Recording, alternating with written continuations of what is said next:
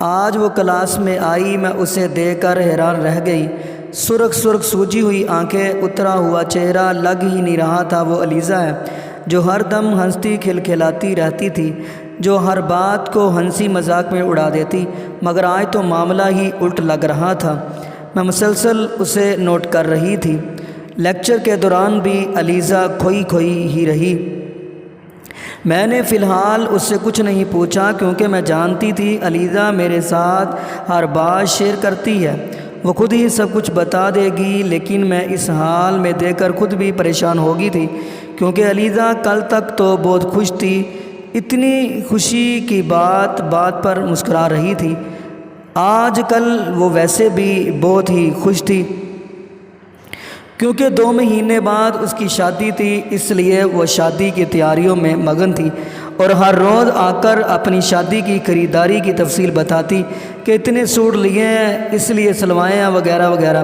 غرض یہ کہ وہ بہت خوش اور مگن رہنے لگی تھی۔ مگر آج ایسا کیا ہوا؟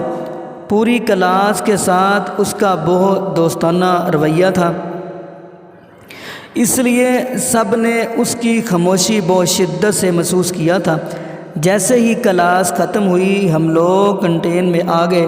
کچھ کھانے پینے کی چیزیں لے کر ہم دونوں کونے میں بیٹھ گئے۔ یار علیزہ، تم صبح سے تم بوجھی بوجھی لگ رہی ہو، کیا بات ہے؟ گھر میں سب خیریت تو ہے نا؟ میں نے سرسری لہجے میں اس طرح پوچھا۔ اگر بات پرسنل بھی ہو تو علیزہ کو برا نہ لگے، وہ خود سے بتاتی تو الگ بات تھی، لیکن اب تو میں تجسس سے مجبور ہو کر خود ہی پوچھ بیٹھی، اس لیے میں تھوڑا جھک گئی تھی۔ ہاں کول، گھر میں سب خیر ہے، میں تھوڑی پریشان ہوں یار، بات ہی کچھ ایسی ہے جس نے مجھے ہی نہیں میری فیملی کو بھی ہلا کر رکھ دیا ہے۔ کول دیکھو کیسا زمانہ آ گیا ہے، مجھے آج کل کے دور سمجھ نہیں آتی، اپنے ہی اپنوں کو اعتماد اور تحفظ نہیں دیتے۔ تم جانتی ہو میں کتنے الگ مزاج کی لڑکی ہوں، لیکن میں اپنی حدود کو بھولی نہیں ہوں، اپنے ماں باپ کی تربیت کو نظر انداز نہیں کیا۔ دیکھو جب کبھی ابو مجھے لینے نہیں آ سکتے تو میں کالج سے خود ہی رکشے یا وین سے گھر چلی جاتی ہوں، کیونکہ مجھے ابو کی مصروفیت کا اندازہ ہے، اور پھر میرے خیال میں اتنی تعلیم حاصل کرنے کے بعد اتنا اعتماد تو آ جاتا ہے کہ مجبوری کے وقت بندہ خود آ جا سکے اور ہر وقت دوسروں پر بوجھ نہ بنا رہے۔ اور پھر ابو نے خود مجھے اجازت دی ہوتی تھی، اگر میں نہ آ سکوں تو تم خود آ جانا۔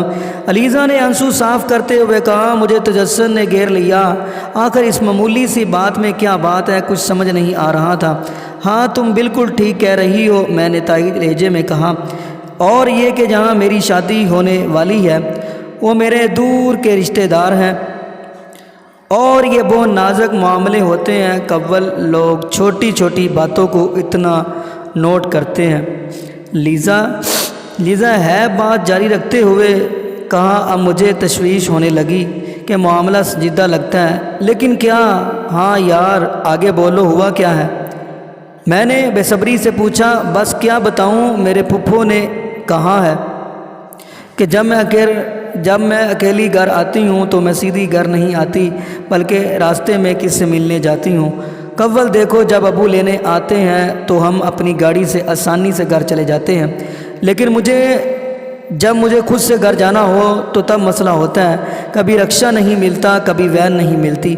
ظاہر ہے تھوڑی دیر تو ہو جاتی ہے، لیکن پھپھو سب کے سامنے بڑے دھڑلے سے کہہ رہی ہے۔ تم خود سوچو، اگر یہ بات میرے سسرال تک پہنچ گئی تو کیا ہوگا؟ علیزہ نے پریشانی سے کہا۔ وہ لوگ کیا سوچیں گے؟ یہ سب بتا کر علیزہ پھوٹ پھوٹ کر رونے لگی۔ میں نے علیزہ کو تسلی دیتے ہوئے پوچھا، علیزہ تمہاری پھپھو ایسا کیوں کر رہی ہے؟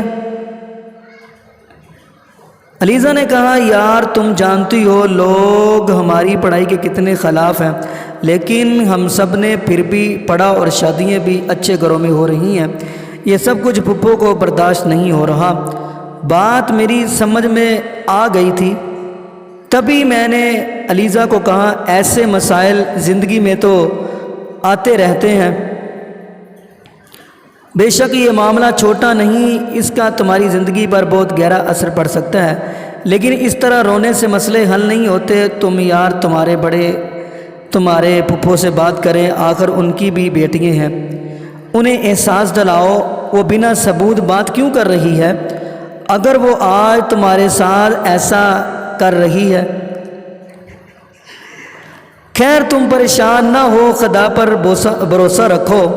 پھر ہم گھر آ گئے، میں شدید افسوس کی کیفیت میں تھی۔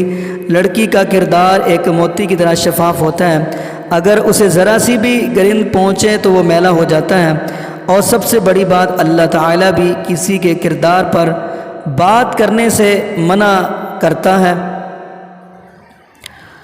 وہ تو لوگوں کے بڑے بڑے عیوب پر بھی پردہ پوشی کیے رکھتا ہے۔ کاش بصیرت ایک سچے مسلمان ہم زندگی گزار سکتے کہ جس کے ہاتھ یا پیر حتیٰ کہ زبان کی جنبش سے بھی کسی کا دل نہ دکھے۔